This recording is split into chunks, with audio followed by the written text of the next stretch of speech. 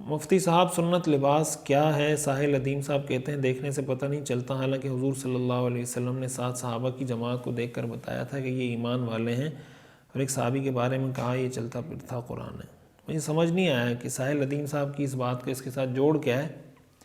لباس، بہتر لباس، قرآن کریم میں اللہ تعالیٰ نے لباس کی ایک وہ بتائی ہے کہ لباس کیسا ہونا چاہیے۔ یا بنی آدم قد انزلنا علیکم لباسا یواری سوآتکم وریشا،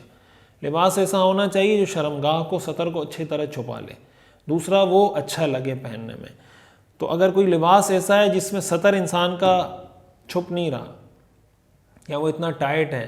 یا وہ اس طرح جسم کی ساخت کے مطابق بنا ہوا ہے کہ جسم کی ساخت اور جو سطر والے اعضاء ہیں وہ بھی اس کے اندر صاف واضح الگ سے نظر آ رہے ہیں، جیسے ٹائٹ پینٹ پہنی ہوتی ہے لوگوں نے اور وغیرہ وغیرہ، تو ایسا ہو کہ سطر اس میں اچھی طرح چھپ جائے۔ اس لیے کہ حدیث میں آتا ہے نا کہ میری امت کے کچھ لوگ ایسے ہیں جن کو میں نے نہیں دیکھا، تو ان میں ایک آپ نے فرمایا نساء کاسیات عاریات، وہ عورتیں جنہوں نے لباس پہنا ہوا ہوگا لیکن وہ ننگی ہوں گی، اللہ کی نظر میں وہ بے لباس ہیں۔ تو وہ کیوں؟ وہ اسی وجہ سے کہ لباس انہوں نے پہنا ہوا ہے لیکن ایسا لباس پہنا ہوا ہے وہ اتنا ٹائٹ ہے کہ اس سے ان کا جسم جھلک رہا ہے،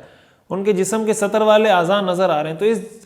لباس پہننے نہ پہننے سے کوئی فرق نہیں پڑتا، اس لیے کہ جو مقصد تھا لباس پہننے کا کہ سطر والے اعضاء چھپ جائیں، وہ تو چھپ نہیں رہے، وہ تو اور زیادہ نمایاں ہو کر ایسے لباس سے سامنے آ جاتے ہیں۔ تو حضور نے فرمایا نساء کاسیات عاریات مائلات ممیلات، ایسی عورتیں خود بھی مردوں کی طرف، نامحرموں کی طرف مائل ہوتی ہیں، اور یہ اپنے اس عمل سے مردوں کو مائل کرنے کی کوشش کرتی ہیں۔ آپ نے فرمایا قیامت کے دن یہ لوگ جنت کی خوشبو بھی نہیں سونگھ سکیں گے۔ یہ اتنا بڑا گناہ ہے کہ ایسی عورتیں قیامت کے دن جنت کی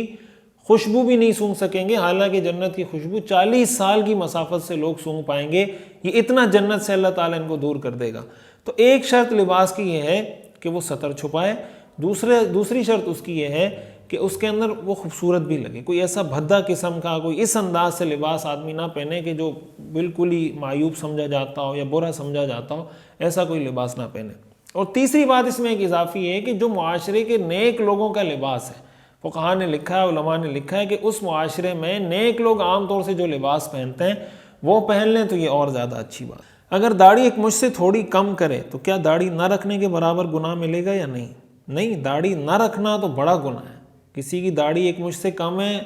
تو اس کا گناہ ظاہر ہے اس سے تو کم ہی ہے، اتنا گناہ تو اس کا نہیں ہوگا، لیکن ایک مجھ سے داڑھی کم کرنا یہ جائز نہیں ہے۔ تو جو بالکل شیو کرتا ہے وہ زیادہ گناہ گار ہے، جو ایک مجھ سے کم کرتا ہے وہ اس سے کم گناہ گار ہے، اور جو پوری رکھتا ہے اس کو گناہ نہیں ہوگا۔ ایک صاحب نے سوال کیا، ایک عورت کی عمر 60 سال یا اس سے زیادہ ہے، اگر اس کا شوہر فوت ہو جائے تو کیا وہ عدت گزارے گی؟ عدت ہر حال میں گزارنی ہے، 60 سال عمر ہو یا 100 سال عمر ہو، عدت شریعت کا حکم ہے، اس کا تعلق عمر کے ساتھ نہیں ہے کہ عمر کم ہے یا زیادہ ہے، عدت ہر حال میں گزارنی ہے۔ عابد خان مانسیرہ سے پوچھتے ہیں کیا نماز کی ہر رکعت میں سورہ اخلاص پڑھنا ٹھیک ہے یا نہیں؟ دیکھیں اگر ایک عام آدمی ہے اور اس کو کوئی اور صورت یاد نہیں ہے پھر تو مجبوری ہے، پڑھ سکتا ہے، لیکن کوشش یہ کرنی چاہیے کہ کم از کم آخری 10 صورتیں سیکھ لیں، اور آدھا پارہ آخری یاد کر لیں تو سبحان اللہ ہے، تو بہت اچھی بات ہے۔ تو بدل بدل کے پڑھیں، کبھی ایک صورت پڑھ لیں کبھی دوسری پڑھ لیں، ایک ہی صورت مستقل ایک ہر آیت رکعت میں پڑھنا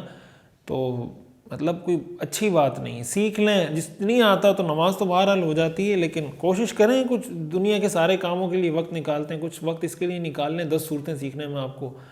5 گھنٹے کیا شاید 2 گھنٹے بھی نہیں لگیں گے۔ مفتی صاحب کیا اہل حدیث اسکول میں بچوں کو پڑھا سکتے ہیں جس میں قرآن بھی حفظ کراتے ہوں اور عقائد نہیں پڑھاتے ہوں؟ دوسرا کوئی اسلامی اسکول نہیں ہے، ہم اس میں بچوں کو پڑھاتے ہیں تو لوگ برا بلا کہتے ہیں، تو کیا شرعی لحاظ سے اس اسکول میں بچوں کو پڑھانا کیسا ہے؟ دیکھیں اگر وہ غالی نہیں ہے، اگر ایسے ہیں کہ جو بچوں کو ائمہ کے خلاف نفرت سکھا رہے ہیں، فقہاء کے خلاف نفرت سکھا رہے ہیں کہ امام ابو حنیفہ نے یہ کر دیا، جس سے ہمارے بہت سارے اہل حدیث یہ کر رہے ہوتے ہیں، اگر ایسا کر رہے ہیں پھر تو بالکل نہ پڑھائیں ان کو۔